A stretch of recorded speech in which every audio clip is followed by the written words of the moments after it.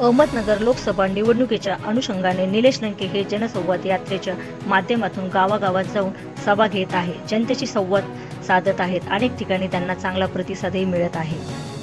परंतु त्यांच्यासोबत असणाऱ्या स्थानिक नेत्यांमुळे त्यांना विरोधही होत आहे. आता ह्याच पार्श्वभूमीवर एक बातमी समोर आली आहे. श्रीगोंदा तालुक्यातील लिपणगाव येथे आयोजित निलेश लंके यांची सभा स्थानिकांच्या गोंधळानंतर उधळली गेली आहे. येथे नागरिकांनी स्थानिक नेत्यांवर कोट्यावधीचा निधी मागे पाठवल्याचा आरोप करत गोंधळ घातला. त्यामुळे लंके यांनी सभा न घेता तेथून जाणे पसंत केले.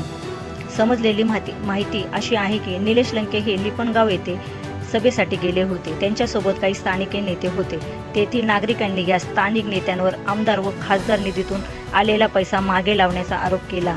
त्यानंतर लंके यांनी सभा घ्यायची असेल तर ह्या स्थानिक नेत्यांना येथून जायला लावा आणि मगच सभा घ्या असा आग्रह धरला. यातूनच गोंधळ वाढत गेल्याची माहिती मिळाली आहे. दरम्यान वाढत्या गोंधळात नंतर आमदार निलेश लंके यांनी तेथून काढता पाय घेतला व सभा घेणे टाळले. सक्षम न्यूज 24 अहमदनगर.